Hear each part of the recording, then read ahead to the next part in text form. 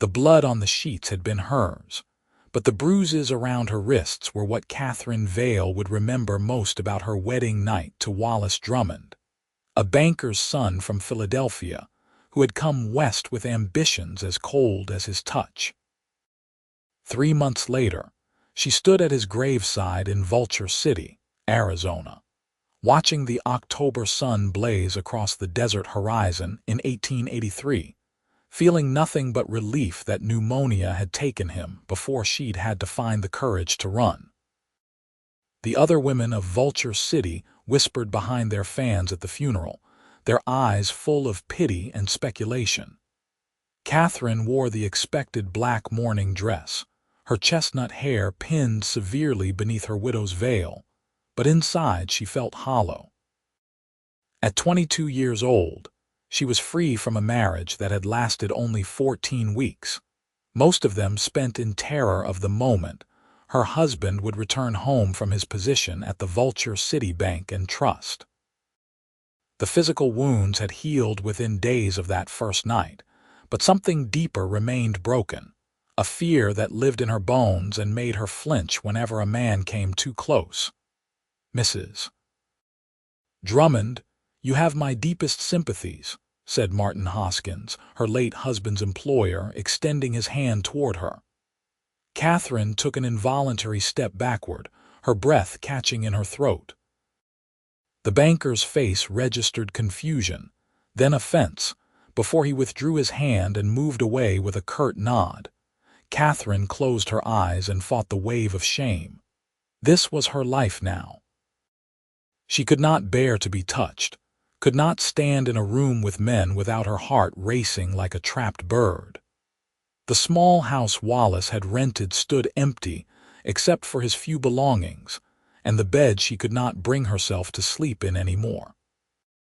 She had taken to spending nights on the narrow settee in the parlor, wrapped in a quilt, starting awake at every sound. The reading of Wallace's will brought no comfort. He had left her nothing, his meager savings designated to be sent back to his family in Philadelphia. The rent on the house was paid only through the end of November. Catherine had no family to return to, her parents having died of cholera on the journey west 5 years earlier. She had been working as a seamstress in Phoenix when Wallace had courted her with pretty words and promises of security. Now she stood alone in a town built around the Vulture mine, surrounded by rough miners and rougher prospectors, with 2 months to figure out how to survive. "You will need employment," said Mrs. Henrietta Walsh, the boarding house owner who had appointed herself Catherine's advisor in the days following the funeral. "I can offer you work in my kitchen, room and board included. The pay is modest, but you would be safe." Safe. The word hung in the air between them. Catherine understood what was not being said. A young widow without means could quickly find herself in desperate circumstances, forced into arrangements that would destroy what remained of her reputation and spirit. She accepted the position with quiet gratitude. The boarding house stood on the edge of Vulture City's Main Street, a 2-story wooden structure that housed miners, merchants, and the occasional traveling salesman. Mrs. Walsh ran it with iron discipline. No drinking, no gambling, no women in the men's rooms. Catherine's duties began before dawn, preparing breakfast for 12 residents, and ended after sunset when the dinner dishes were washed and put away. She kept her eyes down and her voice soft, speaking only when necessary. The male boarders learned quickly that Mrs. Drummond did not engage in pleasantries or tolerate any familiarity. It was during her 3rd week at the boarding house that Dalton Sawyer arrived in Vulture City. Catherine was scrubbing potatoes at the kitchen sink when she heard Mrs. Walsh greeting someone at the front door, her usually stern voice taking on a warmer tone. "Dalton Sawyer, as I live and breathe. I heard you were working a cattle drive up near Prescott. What brings you back to our little corner of the territory?" "Got hired as foreman at the Running Creek Ranch, madam. Mr. Thornton finally decided he needed someone to manage his herd properly. I will be staying in town for a spell while we work out the details. The voice was deep and unhurried, with the easy confidence of a man comfortable in his own skin. Catherine did not look up from her work, even when Mrs. Walsh led the newcomer into the dining room to discuss lodging arrangements. She had perfected the art of making herself invisible, moving through the boarding house like a ghost. It was safer that way, but Dalton Sawyer noticed her anyway. He was 30 years old, tall and lean from years of working cattle, with sun-weathered skin and dark brown hair that curled slightly at his collar. His eyes were an unusual gray-green, the color of sage after rain, and they held a steadiness that came from a man who had seen hardship and learned patience from it. He had been born in Texas, orphaned at 12, and raised himself on various ranches across the West, earning a reputation as someone who understood horses and cattle better than most men understood themselves. At dinner that first evening, Catherine served the meal with her usual efficiency, placing plates in front of the boarders without making eye contact. When she reached Dalton's place at the table, he said, "Thank you, madam," in that same unhurried voice, and something about his tone made her glance up despite herself. He was not looking at her with the speculation she had learned to dread. His expression was simply polite, respectful. She gave a quick nod and retreated to the kitchen, her heart pounding for reasons she did not understand. Over the following weeks, Catherine became aware of Dalton in ways that confused and frightened her. He was always courteous, never raising his voice or making sudden movements. Unlike some of the other boarders who would try to engage her in conversation or stand too close, Dalton maintained a careful distance. He said please and thank you, and nothing more. Yet she found herself listening for his footsteps, knowing his patterns.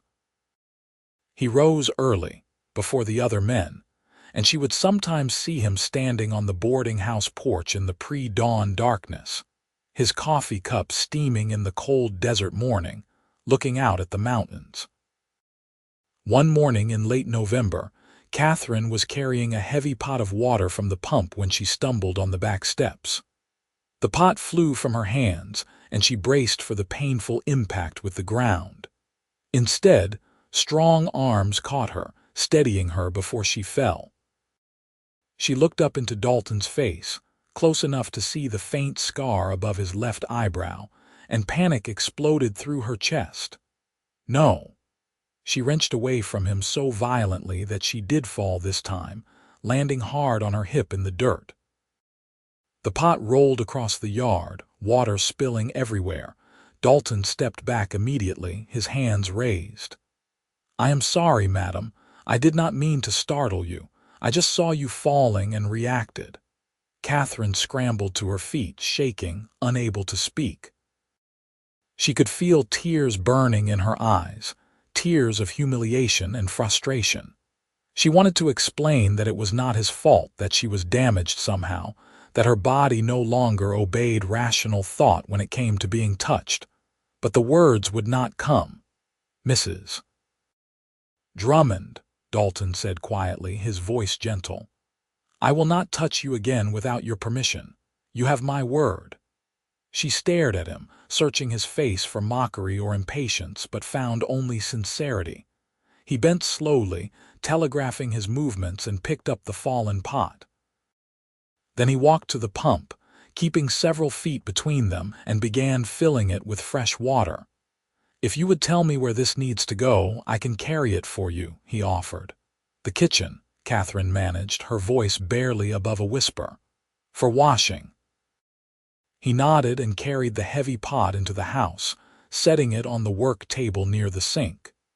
Then he touched the brim of his hat in a small salute and left without another word. Catherine stood in the kitchen, trembling, but not entirely from fear.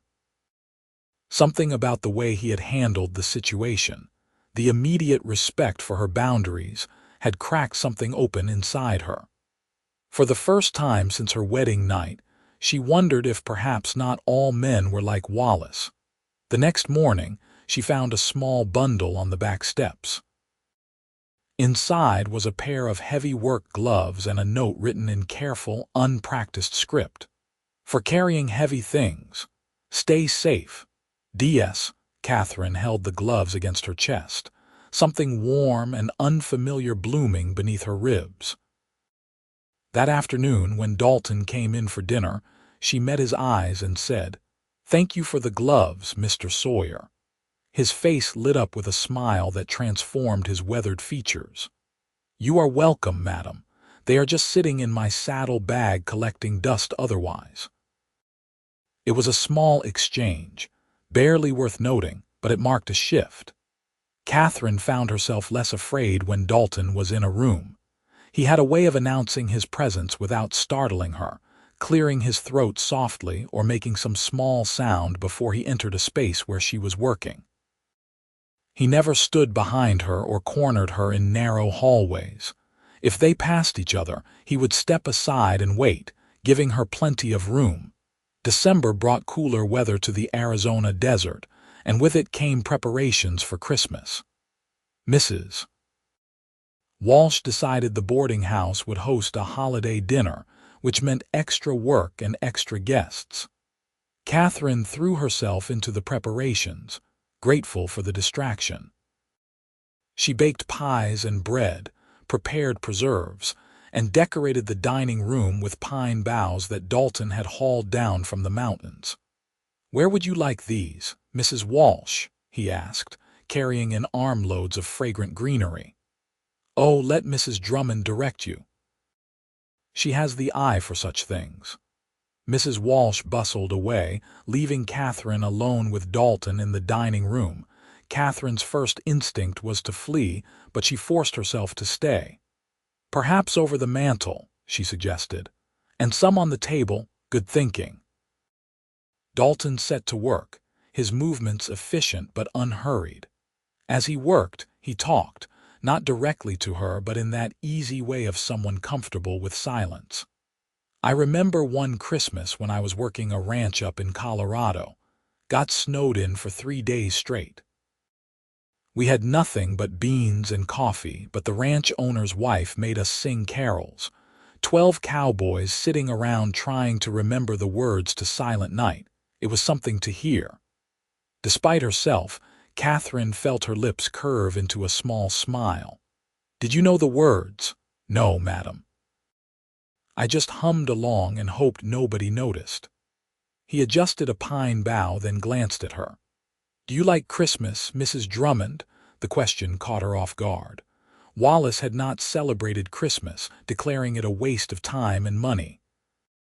Before that, when her parents were alive, it had been her favorite time of year. "I used to," she said softly. Dalton nodded as if she had said something profound. "Maybe you will again." That evening, as Catherine was cleaning up after dinner, she found herself thinking about Dalton's words. "Maybe you will again." As if healing was possible, as if the future could be different from the present. She had been so focused on surviving each day that she had not considered the possibility of actually living again. The Christmas dinner was a success. 20 people crowded around the extended dining table, and Catherine barely had time to think as she served course after course. Dalton had volunteered to help, and she found herself working alongside him in the kitchen, their movements developing an unexpected rhythm. He washed dishes while she dried, their hands never quite touching but working in tandem. "You are a fine cook, Mrs. Drummond," he said as they finished the last of the plates. "That apple pie was the best I have tasted since my mother passed. You lost your mother young?" Catherine asked, the question slipping out before she could stop it. "I was 12. Fever took both my parents within a week of each other. I have been on my own since then, mostly." He dried his hands on a towel, his expression distant. "It teaches you to be self-sufficient, but it can be lonely." Catherine understood loneliness. Even in her brief marriage, she had been profoundly alone. I lost my parents on the trail west, cholera. I am sorry. That is a hard thing. He looked at her then, really looked at her, and she saw recognition in his eyes.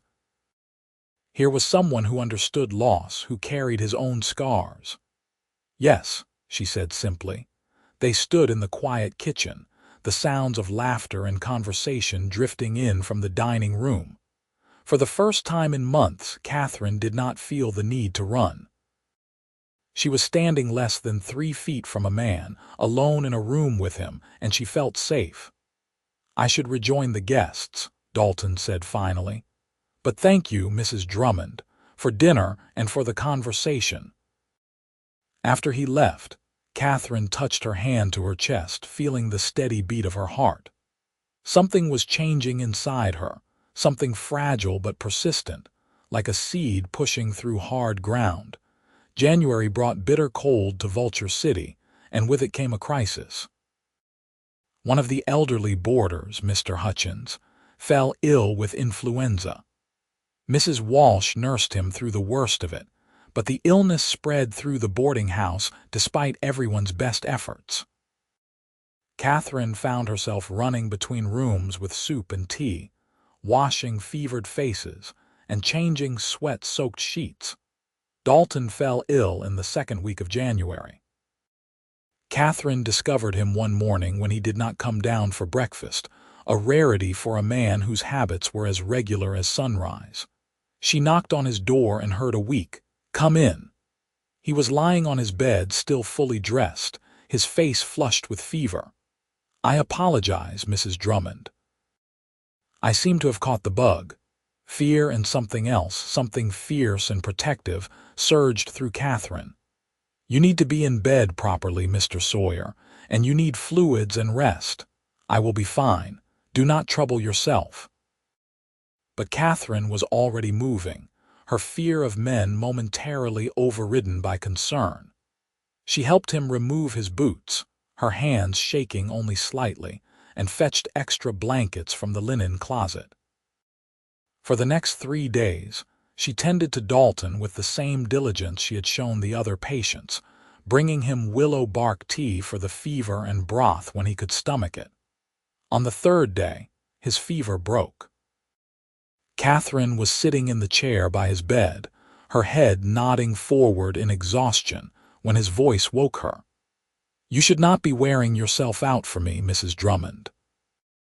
She straightened, suddenly aware that she had been sleeping in a man's room, something she would have thought impossible a month ago. "Someone needs to make sure you do not do anything foolish, like trying to go to work with a fever. You have a point there." He struggled to sit up, and without thinking, Catherine reached out to help him, her hand on his arm. They both froze. Her hand on his shirt sleeve, his arm solid and warm beneath the fabric. Catherine's breath caught, and she started to pull away, but Dalton said quietly, "It is all right. You are all right." She kept her hand there for another moment, feeling the steady proof of his presence before slowly withdrawing. Her heart was pounding, but not entirely from fear. "You need more rest," she said, her voice unsteady. "Only if you promise to get some yourself. You look exhausted." Catherine wanted to argue, but the concern in his eyes stopped her. When was the last time someone had worried about her well-being? "I will," she said. As she reached the door, Dalton said, "Mrs. Drummond, thank you for taking care of me. It has been a long time since anyone did that." She looked back at him, this cowboy who had somehow become important to her, and felt something shift in her chest. "You are welcome, Mr. Sawyer." February arrived with warmer days and clear skies. Dalton had recovered fully and was spending more time at the Running Creek Ranch, sometimes gone for days at a time. Catherine found she missed him, missed the steady presence that had become a fixture of her days. She had grown accustomed to looking for him at meals, to the small conversations they shared in passing, to the way he made her feel safe. One evening, Dalton asked if she would like to take a walk. They stood on the boarding house porch, the last light of day painting the desert in shades of gold and crimson. "Just around the block," he said. "The weather is nice, and you have been cooped up in the kitchen all day." Catherine's first instinct was to refuse, but she found herself nodding instead. They walked slowly down the dusty street, Dalton keeping a careful distance between them. He talked about the ranch, about the new calves being born, about his plans for improving the herd. Catherine listened, gradually relaxing, and eventually found herself talking too, telling him about her work, about Mrs. Walsh's eccentricities, about the book she was reading. "What book is that?" Dalton asked. "Jane Eyre. Have you read it?" "Cannot say that I have. I am not much of a reader, though I wish I were. Never had much schooling." "I could read to you sometime if you like," Catherine offered, then immediately regretted it. That implied an intimacy she was not sure she was ready for, but Dalton's face lit up. "I would like that very much, Mrs. Drummond." And so began a new ritual. Several evenings a week, after dinner was cleared and the kitchen cleaned, Catherine and Dalton would sit in the boarding house parlor, the door left properly open, and she would read to him. At first, she chose a chair across the room from him, but over the weeks, she found herself moving gradually closer, until they were sitting near enough that she could see his reactions to the story, the way his eyes would widen at dramatic moments or crinkle at the corners when something amused him. One evening in March, as she was reading a particularly tense passage, Dalton reached over and gently touched her hand. Catherine froze, the book trembling in her grasp. "Is this all right?" he asked softly. She looked down at his hand covering hers, rough and calloused from work, but gentle. Her heart was racing, but it was not the blind panic she had felt before. She nodded, unable to speak. They sat like that for a long moment, hands touching while Catherine's breathing slowly steadied. When she finally looked up at him, she saw such patience and understanding in his eyes that tears began to spill down her cheeks. "I am broken," she whispered. "My husband, he hurt me, on our wedding night and after. I cannot bear to be touched without feeling like I am back in that room, back in that moment." Dalton's jaw tightened, but his voice remained soft. "You are not broken, Catherine. You are healing. There is a difference." It was the first time he had used her given name, and hearing it in his gentle drawl felt like a gift. "I do not know if I can ever be normal again." "What is normal?" Dalton asked. "Everyone carries scars. Some are just more visible than others. You have been hurt badly, and it is going to take time. I can give you time. I can give you all the time you need." "Why?" Catherine asked, though she thought she might know the answer. "Because I care about you. Because I think I might be falling in love with you, and I want to do right by you. That means letting you heal at your own pace. No pressure, no expectations." Catherine stared at him, this good man who had appeared in her life when she needed him most. "I think I might be falling in love with you too," she admitted, the words feeling both terrifying and liberating. "But I am afraid. I know, and that is all right." Dalton squeezed her hand gently, then released it. "We will go slow as you need." Spring came to Vulture City with wildflowers blooming across the desert and longer, warmer days. Catherine and Dalton continued their careful courtship, building trust one small moment at a time. He taught her to ride horseback, spending patient hours helping her learn to control the gentle mare he had borrowed from the ranch. She sewed him new shirts, taking pride in making sure they fit his broad shoulders properly. They took walks in the evening, their conversations ranging from practical matters to dreams for the future. In April, Dalton asked if he could court her officially. They were standing on a small rise overlooking the valley, the sunset painting the sky in impossible colors. "I know it has only been 6 months since your husband passed, and people will talk," he said. "But I need you to know my intentions are honorable. I want to build a life with you, Catherine, when you are ready, however long that takes." Catherine thought about what her life had been and what it might become. With Wallace, every day had been an exercise in fear. With Dalton, she was learning to hope again. "Yes," she said. "Yes, you may court me."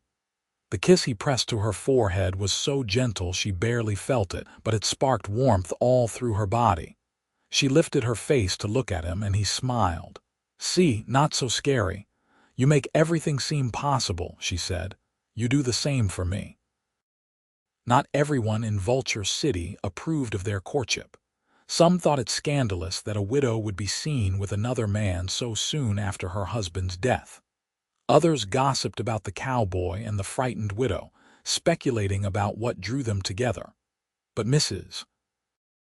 Walsh silenced the critics with a sharp tongue and a fierce loyalty to Catherine. "That girl has been through hell," she told one particularly nosy boarder. "If she has found someone who treats her with kindness, then she deserves every happiness, and anyone who says otherwise can find lodging elsewhere." As May arrived, Catherine found herself thinking more and more about the physical intimacy she had been avoiding. Dalton had been true to his word, never pushing, never demanding more than she could give. But she wanted more. She wanted to know if she could reclaim that part of herself that Wallace had damaged. The thought terrified her, but she trusted Dalton in a way she had never trusted anyone. One warm evening, they were sitting on the porch swing at the boarding house, watching the stars emerge in the deepening sky. Catherine gathered her courage and said, "Dalton, I want to talk about something difficult." "All right." He turned to face her, his expression serious. "I want to be close to you, physically, but I am afraid that when the moment comes I will panic, that I will ruin everything." Dalton took her hand, his thumb tracing gentle circles on her palm. "You could never ruin anything. If you want to try, we can try. And if you need to stop, we stop. No questions, no judgment. You make it sound simple. It is simple. Not easy, maybe, but simple. You set the pace. You tell me what is all right and what is not. I follow your lead." Catherine leaned her head against his shoulder, feeling the solid warmth of him. "I do not deserve you. You deserve everything good in this world. I am just lucky enough to be here to give it to you." They began with small touches. Holding hands became natural. Dalton would put his arm around her shoulders when they walked, and she found she liked the feeling of being sheltered without being trapped. She started initiating contact, touching his arm when she laughed, brushing his hair back from his forehead when it fell forward. Each touch was a small victory, proof that she was reclaiming her body as her own. In June, Dalton proposed. He did not get down on one knee or make a grand gesture. Instead, he asked her while they were sitting by a creek on the ranch land, their feet dangling in the cool water. "Will you marry me, Catherine? Will you let me spend the rest of my life loving you and keeping you safe?" "Yes," she said without hesitation. "Yes, I will marry you." They kissed then, a real kiss, lips meeting tentatively at first and then with growing confidence. Catherine felt desire stir within her, something she had thought Wallace had killed forever. When they finally pulled apart, both breathing hard, Dalton rested his forehead against hers. "We can wait as long as you need," he said. "After the wedding, I mean. There is no rush." But Catherine was tired of waiting, tired of letting fear control her life. "I want a real marriage, Dalton. I want to try. Then we will try, together." They were married in late July, a small ceremony at the church in Vulture City with Mrs. Walsh and a few friends in attendance. Catherine wore a simple cream-colored dress she had sewn herself, with wildflowers in her hair.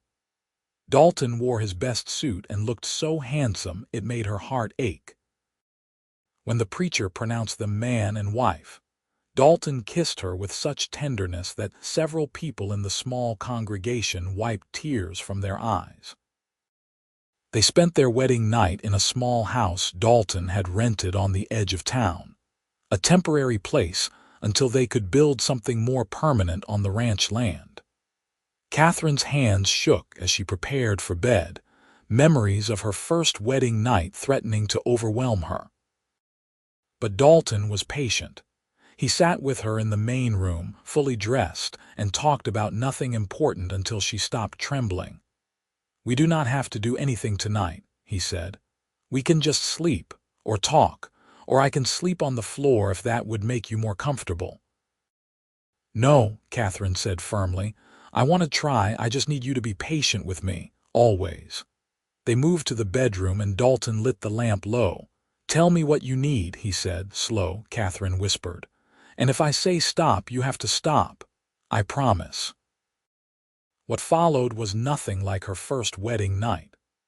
Dalton moved with exquisite care, checking in with her constantly, reading her body language, stopping when she tensed and not continuing until she relaxed again. He talked to her throughout, telling her she was beautiful, she was safe, she was loved. When she finally gave herself over to the moment, it was with a sense of reclaiming something precious that had been stolen from her. Afterward, she cried in his arms, but they were tears of release, of healing. "Thank you," she whispered against his chest. "Thank you for giving me time." "Thank you for trusting me," he replied, holding her close. The following months were a period of adjustment and growth.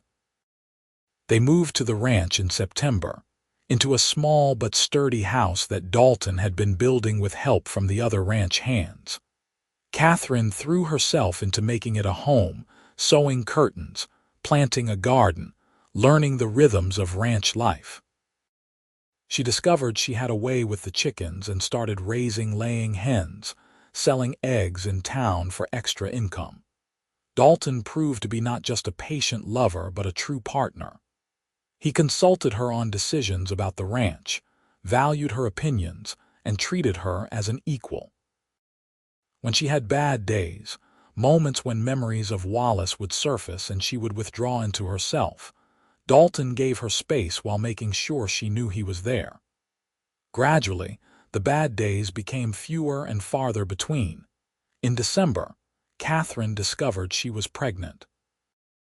The news brought a complicated mix of emotions. She was thrilled at the prospect of becoming a mother, but anxiety gnawed at her. What if childbirth brought back the trauma? What if she could not be a good mother because of what Wallace had done to her? Dalton held her while she cried through her fears. "You are the strongest person I know," he told her. "You survived something terrible and you built yourself back up. You will be an amazing mother, and I will be right there with you every step of the way." The pregnancy was not easy. Catherine suffered from terrible morning sickness in the early months, and as she grew larger, the Arizona summer heat became almost unbearable. But Dalton was attentive, bringing her cool water, sitting with her through the worst of the nausea, rubbing her swollen feet at the end of long days. Mrs. Walsh visited often, bringing advice and supplies, becoming the mother figure Catherine had lost years ago. On a blazing hot day in August of 1885, Catherine gave birth to a son. The labor was long and difficult, and there were moments when she thought she might not survive it. But Dalton stayed by her side the entire time, holding her hand, encouraging her, refusing to leave even when the midwife suggested he wait outside. When the baby finally arrived, squalling and red-faced, Catherine looked up at her husband through exhausted tears and saw him crying too. "We have a son," Dalton said, his voice choked with emotion. "Catherine, we have a son." They named him James after Dalton's father. He had his mother's chestnut hair and his father's gray-green eyes, and from the first moment Catherine held him, she felt a fierce, protective love unlike anything she had experienced before. This tiny person was proof that she had not just survived, but truly lived. She had taken her broken pieces and built something beautiful. The first months of James's life were exhausting and wonderful in equal measure. Catherine discovered reserves of strength she had not known she possessed, getting up multiple times each night to feed the baby, learning to function on little sleep, adapting to the demands of motherhood. Dalton was an involved father, changing diapers without complaint, walking the floor with James when he was fussy, singing off key lullabies that somehow always worked. As James grew from infant to toddler, the ranch prospered. Dalton's skill as a foreman had not gone unnoticed, and Mr. Thornton offered him a partnership stake in the Running Creek Ranch. It meant more responsibility, but also more security for their growing family. Catherine continued to manage the household and her egg business, which had expanded to include selling vegetables from her garden and baked goods in town. One evening in the spring of 1887, as they sat on the porch watching James toddle around the yard chasing a chicken, Dalton said, "Do you ever think about having more children?" Catherine considered the question. She was 26 now, and motherhood had come easier to her than she had dared hope. "I think I would like that," she said. "Do you?" "I would like a whole houseful if you are willing. I love being a father, and you are such a natural mother, even though you doubted yourself." "I had a good teacher in patience," Catherine said, leaning against him. Their second child, a daughter they named Margaret, was born in early 1888. The birth was easier than James's had been, and Catherine recovered quickly. Margaret was a calm baby, content to observe the world with wide, curious eyes. James, at 2.5, was fascinated by his little sister and insisted on helping with everything from diaper changes to feeding time. As the years passed, Catherine sometimes reflected on how completely her life had transformed. The frightened widow who had arrived at Mrs. Walsh's boarding house barely 5 years earlier seemed like a different person. She had faced her trauma, worked through it with patience and love, and emerged stronger. The nightmares that had once plagued her sleep had faded to occasional bad dreams. She could be touched, could be intimate with her husband, could stand in a room full of men without panic threatening to overwhelm her. But the memories never completely disappeared. On the anniversary of her wedding to Wallace, Catherine always felt a shadow pass over her day. Dalton understood without her having to explain, and he would do small things to comfort her, bring her wildflowers, take over extra chores, hold her without needing to know why she needed holding right then. "You ever resent having to deal with my past?" Catherine asked him one night after the children were asleep. "Never," Dalton said firmly. "Your past is part of what made you who you are, and who you are is the person I love most in the world. Besides, everyone has a past. Mine is not exactly pristine either." "You have never really told me about your past relationships," Catherine realized. Dalton was quiet for a moment. "There was a girl when I was younger. I was maybe 23, 24. She was a rancher's daughter up in Colorado. We talked about getting married, but her father did not think a cowboy with no land and no family was good enough for her. Turned out he was right, in a way. She married a banker's son and seemed happy enough. It hurt at the time, but looking back, we were not right for each other. I think I was more in love with the idea of having a family than with her specifically. I am sorry you went through that. Do not be. If things had worked out with her, I never would have ended up in Vulture City. I never would have met you, and I cannot imagine a world where I did not meet you." Catherine kissed him, pouring all her love and gratitude into the gesture. "I cannot imagine it either."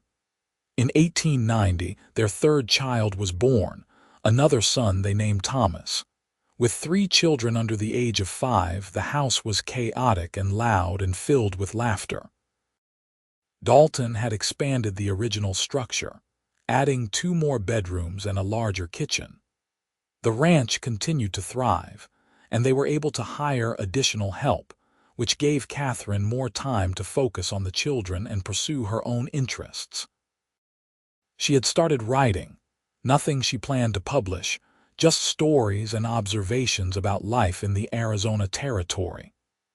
It was therapeutic, allowing her to process her experiences and document the incredible journey she had been on. Sometimes she would read passages to Dalton in the evenings, and he would listen with the same rapt attention he had given to Jane Eyre all those years ago. James started school in 1891, riding into town each day on a gentle pony. He was bright and curious, constantly asking questions about everything from why the sky was blue to how cattle knew where to find water. Margaret, now 3, was more reserved but equally intelligent, preferring to spend her time drawing elaborate pictures or helping Catherine in the garden. Thomas was the wild one, always getting into mischief, climbing things he should not climb, and giving his parents regular heart attacks with his fearless antics. "He gets that from you," Catherine told Dalton after Thomas had tried to ride one of the barn cats like a horse. "I was never that crazy," Dalton protested, but he was grinning. "You told me you once rode a half-broken Mustang on a bet when you were 16. That was different. That was calculated risk-taking. And trying to ride a cat is what exactly? Fair point." Life was not without its challenges. The ranch faced difficulties when a drought in 1892 made water scarce and grazing difficult. They lost some cattle and had to make hard decisions about which animals to sell and which to keep. Money was tight for a while, and Catherine went back to selling eggs and baked goods more aggressively to help make ends meet. But they weathered the crisis together, their partnership stronger for having faced adversity. In 1893, Mrs. Walsh passed away peacefully in her sleep at the age of 72. Catherine was devastated, having come to think of the older woman as a surrogate mother. At the funeral, she gave a eulogy that brought many in attendance to tears, talking about how Mrs. Walsh had given her a safe place to heal and had never judged her for her fears. "She taught me that family is not always about blood," Catherine said. "Sometimes it is about the people who choose to love you and support you when you need it most. She was family to me, and I will miss her every day." Dalton inherited Mrs. Walsh's Bible, which she had left to him in her will, along with a note that said simply, "Thank you for loving my girl." They kept it in a place of honor in their home, a reminder of the woman who had brought them together. As the children grew, Catherine made sure they understood the importance of kindness and respect. She and Dalton taught them to treat all people with dignity, regardless of their station in life. They taught them the value of hard work, but also the importance of compassion. James grew into a thoughtful, serious boy who loved books and learning. Margaret developed a talent for music, playing the piano that Dalton had surprised Catherine with on their 5th wedding anniversary. Thomas remained the wild child, but his energy was channeled into helping around the ranch, where he showed an aptitude for working with horses. In 1896, Catherine realized she was pregnant again, a surprise given that Thomas was now 6, and they had assumed their family was complete. At 35, she worried about the risks of pregnancy at her age, but the local doctor assured her she was healthy, and the pregnancy was progressing normally. Their 4th child, another daughter they named Sarah, was born in early 1897, a tiny, delicate baby who nevertheless had a strong set of lungs. 4 children, Dalton marveled, holding newborn Sarah with the practiced ease of an experienced father. "We really do have that houseful you wanted." "Are you complaining?" Catherine asked, exhausted but happy. "Not even a little bit. I love our life, Catherine. I love you. I love you too. Thank you for being patient with me all those years ago. Thank you for giving me time to heal. You did the hard work." I just stood beside you while you did it." As the new century approached, the Sawyer family had become a fixture in Vulture City and the surrounding area. Dalton was respected as a fair and knowledgeable rancher, and Catherine had earned a reputation for her generosity and kindness. She often took in women who were struggling, offering them work or simply a safe place to stay, understanding from personal experience how important that could be. One such woman was a young widow named Ellen who arrived in Vulture City in the summer of 1899, clearly fleeing something or someone. Catherine recognized the fear in her eyes, the way she flinched from sudden movements. Without prying, she offered Ellen a job helping around the house and made it clear that she was safe there. Over time, Ellen's story came out in pieces, a tale of abuse that mirrored Catherine's own experience. Catherine listened without judgment and shared her own story, offering hope that healing was possible. "It does get better," Catherine told her. "It takes time and you will have setbacks, but it does get better. You will learn to trust again. You will learn to live again." Ellen stayed with them for nearly a year before moving on to start a new life in California. Before she left, she hugged Catherine tightly and said, "You saved my life. I hope you know that." "You saved your own life by having the courage to leave," Catherine replied. "I just gave you a safe place to land." James graduated from school in 1900 at the age of 15 and announced his intention to become a lawyer. It would mean leaving Vulture City to attend school back east, a prospect that filled Catherine with both pride and sadness. Her eldest child, the baby she had brought into the world with so much fear and hope, was becoming a man with dreams of his own. "I want to help people," James explained. "Like you and Pa helped people, but in a different way." "You will be an excellent lawyer," Catherine said, hugging him. "Your father and I are so proud of you." Margaret, at 12, had become an accomplished pianist and was giving lessons to younger children in town. Thomas, at 10, was already talking about taking over the ranch someday, spending every free moment working alongside his father. And Sarah, the baby of the family at 3, was revealing herself to be a voracious reader with an imagination that kept everyone entertained with elaborate stories. On their 15th wedding anniversary in July of 1900, Dalton took Catherine back to the creek where he had proposed. The children were staying with neighbors for the night, giving them rare time alone. They sat by the water, their feet dangling in the cool current just as they had 15 years earlier. "You remember what I asked you here," Dalton said. "How could I forget? You asked me to let you spend the rest of your life loving me and keeping me safe. Have I kept that promise?" Catherine looked at her husband, this good man who had seen her at her most broken and loved her anyway. His hair was showing silver at the temples now, and there were lines around his eyes from years of squinting into the sun. But to her, he was as handsome as the day they met. "You have kept it every single day. You gave me time when I needed it, patience when I was difficult, and love even when I could not fully accept it. You gave me a family and a life I never thought I could have. You did the same for me. Before I met you, I was just drifting, working different ranches, never really belonging anywhere. You gave me a home, Catherine. You and the children are my home." They kissed as the sun set over the Arizona desert, painting the sky in shades of orange and purple. 15 years of marriage, 4 children, countless challenges overcome.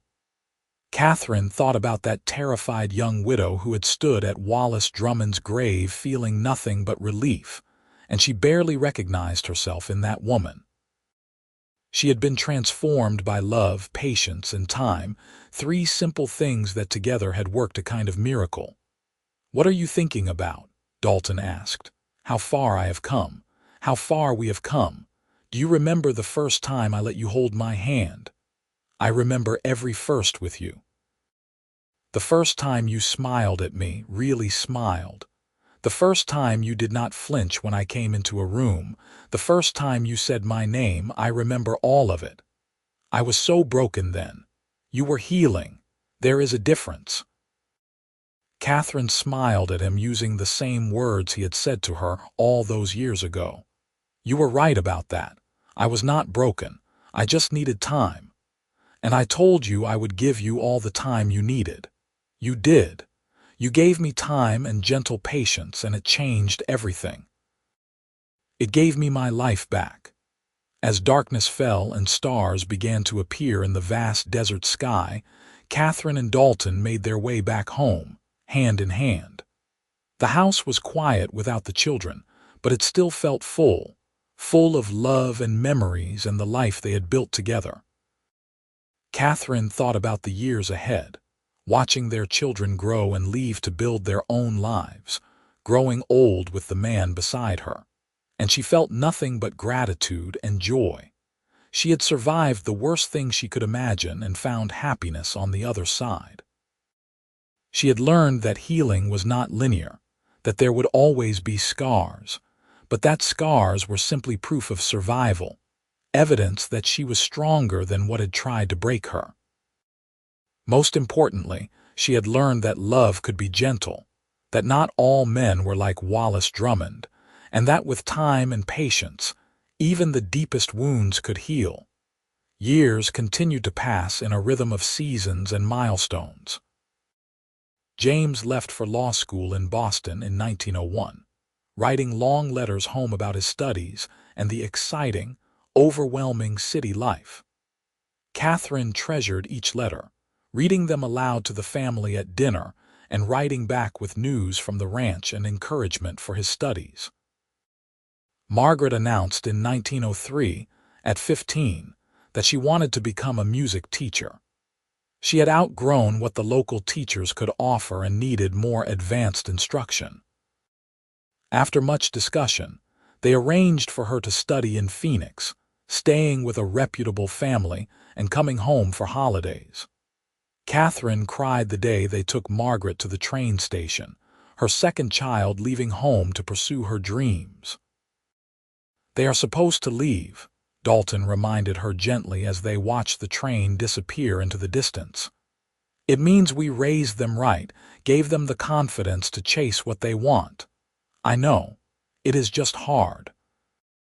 Thomas, true to his childhood declaration, stayed on the ranch and became Dalton's right-hand man. At 16, he was already over 6 feet tall and had his father's easy way with horses and cattle. He was courting a girl from town, the daughter of the general store owner, and Dalton and Catherine approved. She was a sweet, sensible girl named Anna who was not intimidated by ranch life. Sarah, at 9, remained the family storyteller, filling notebooks with tales of adventure and romance. She would read them aloud in the evenings, and even Thomas, who claimed to have no patience for girl stuff, would sit and listen, caught up in his little sister's imagination. In 1905, tragedy struck when a fire destroyed one of the ranch's main barns.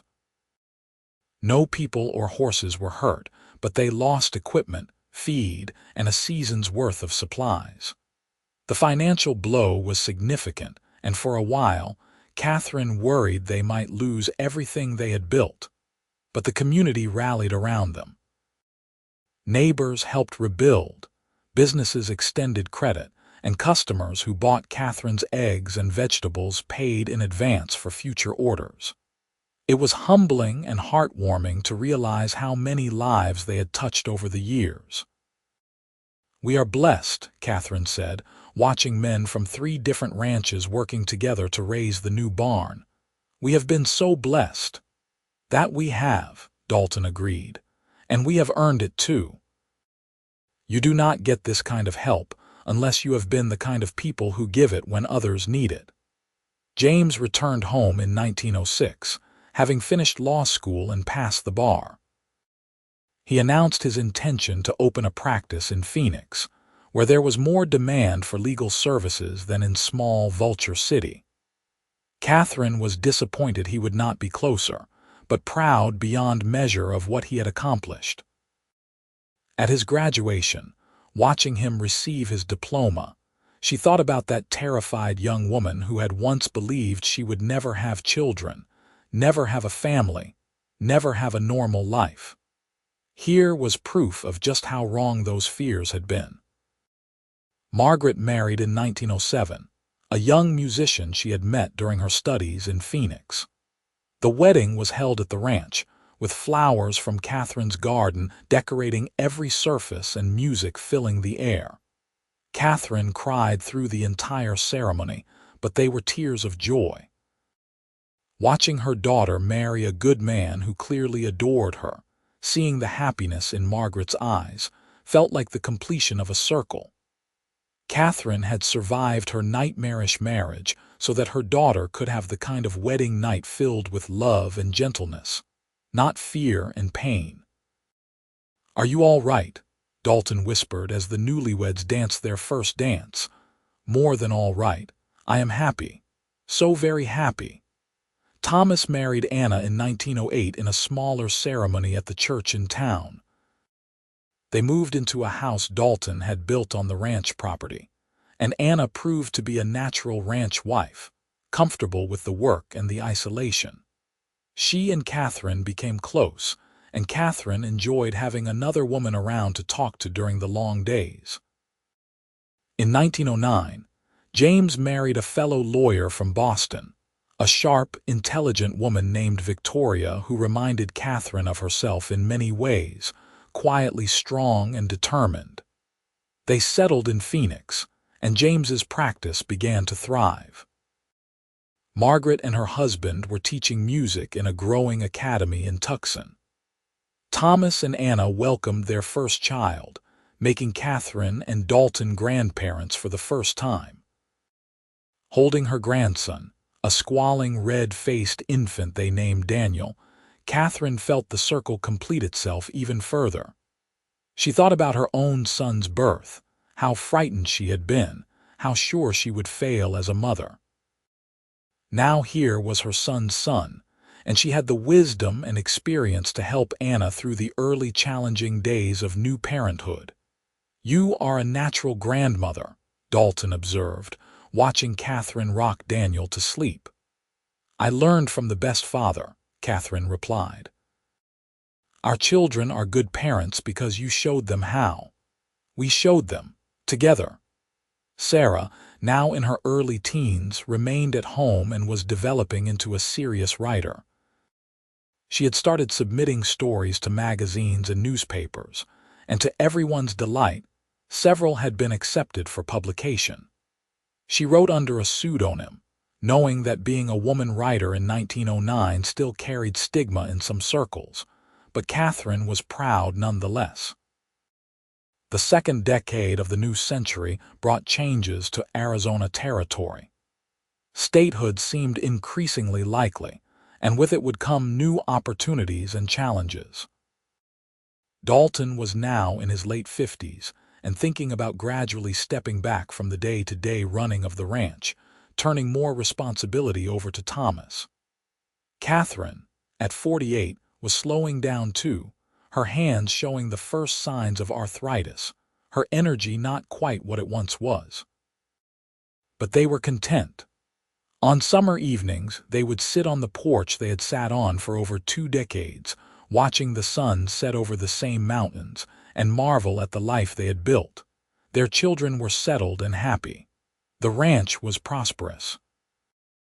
They had grandchildren and, soon enough, would probably have more. They had weathered every storm together, and their love had only deepened with time. "Do you ever regret it?" Catherine asked Dalton one evening in 1911 as they watched the stars emerge.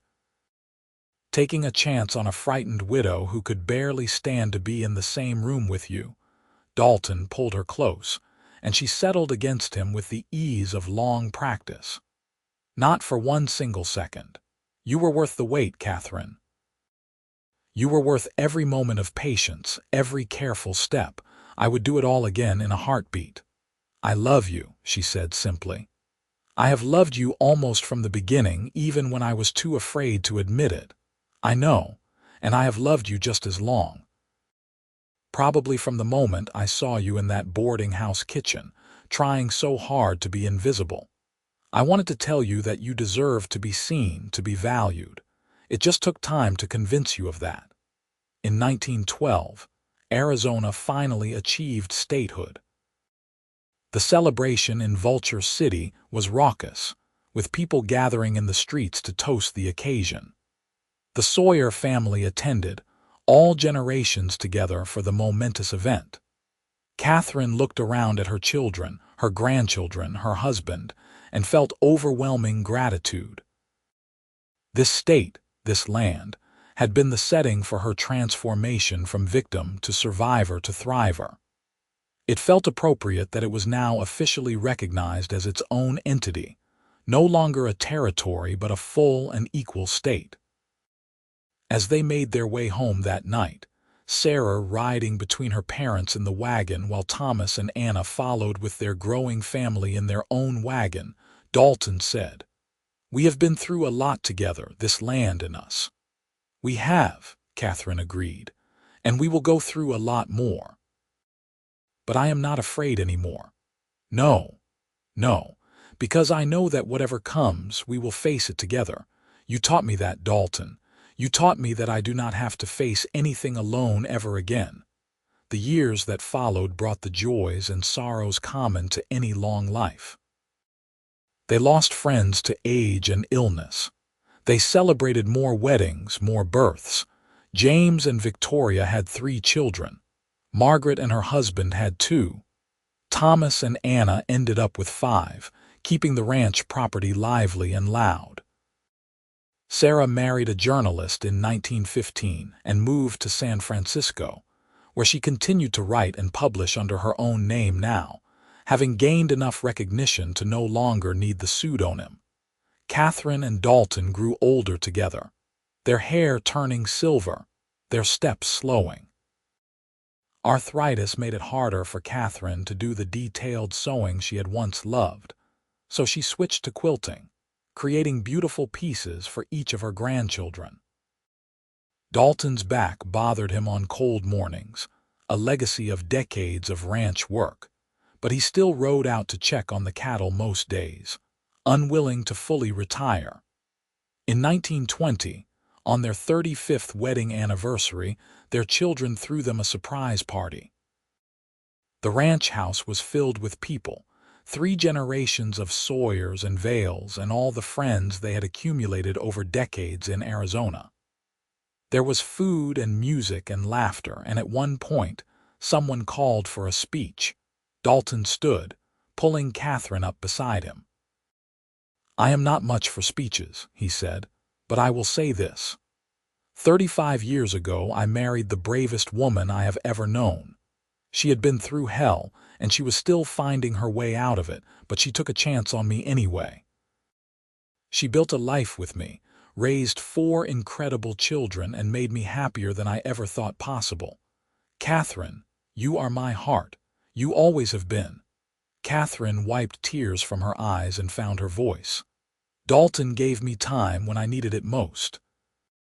He gave me patience and gentleness when I had only known harshness.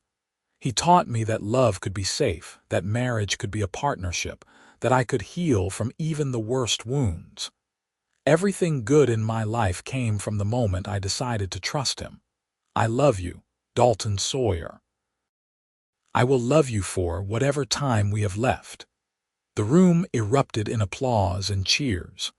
Margaret played a waltz on the piano, and Dalton led Catherine in a slow dance while their family watched.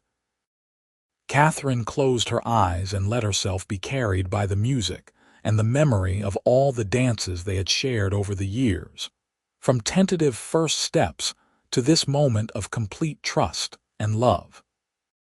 Later that night, after everyone had gone home and they were alone in the quiet house, Dalton and Catherine lay in bed holding hands. "Do you remember the first time we shared a bed?" Dalton asked. "Our wedding night. How could I forget? I was terrified. But you were so brave." You trusted me even though you were scared. I trusted you because you had spent months proving you were trustworthy. You earned that trust, Dalton. That is what made all the difference. I would do it all again, he said. Every moment of patience, every careful step, you were worth it. So were you. They drifted off to sleep, still holding hands as they had for 35 years, as they would for whatever years remained. Dalton passed away peacefully in his sleep in the spring of 1924 at the age of 73. Catherine woke to find him gone, his hand still clasped in hers, his face peaceful. The grief was enormous and overwhelming, but different from the hollowness she had felt at Wallace Drummond's funeral over 40 years earlier. This was the grief of losing someone deeply loved, someone who had been her partner in every sense of the word. It hurt terribly, but it was honest pain, earned through decades of genuine love. The funeral was attended by what seemed like half of Arizona. Dalton had touched many lives with his quiet kindness and steady reliability. Catherine stood at his grave, surrounded by her children and grandchildren, and spoke about the man who had saved her life by giving her time and gentle patience. "He was the best man I ever knew," she said, her voice strong despite her tears. "He taught me what love really means, not possession or control, but respect and partnership and endless patience. He gave me the family I have today, the life I never thought I would have. And I will be grateful to him for that until my last breath." After the funeral, James stayed for a few weeks, worried about his mother. But Catherine, though grieving, was not broken. She had survived too much, grown too strong to fall apart now. She missed Dalton terribly, felt his absence like a missing limb, but she could function. She had a life he had helped her build, and she would honor his memory by continuing to live it fully. Catherine lived for another 8 years, remaining on the ranch that Thomas now ran with his sons. She spent her days quilting, reading, and doting on her growing collection of grandchildren and great-grandchildren. She wrote letters to her scattered children and maintained a detailed journal, documenting her life and thoughts for future generations.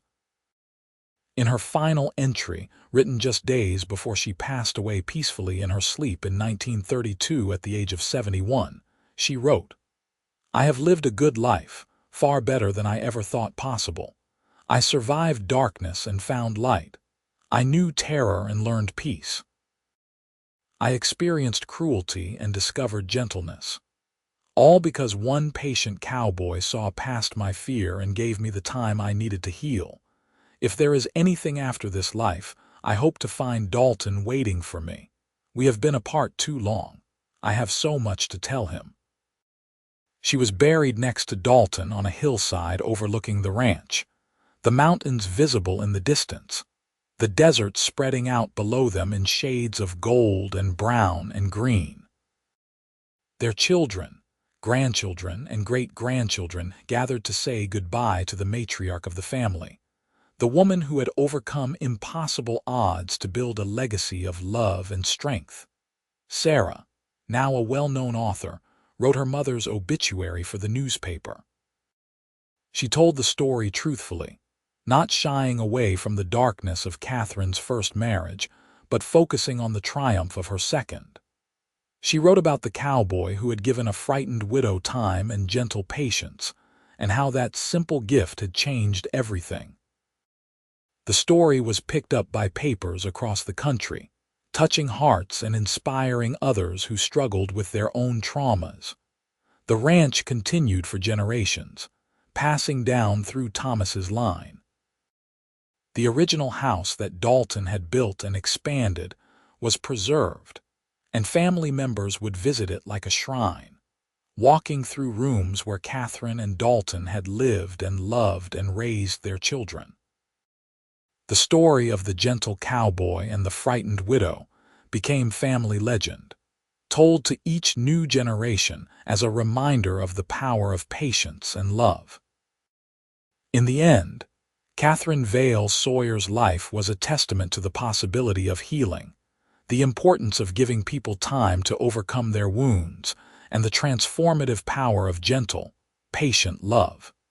She had been broken by one man's cruelty and rebuilt by another man's kindness. She had learned to trust again, to love again, to live fully again. And in doing so, she had created a family and a legacy that would endure long after she was gone. Proof that even the darkest beginning can lead to the brightest future if you are brave enough to keep going and lucky enough to find someone willing to walk beside you at your own pace.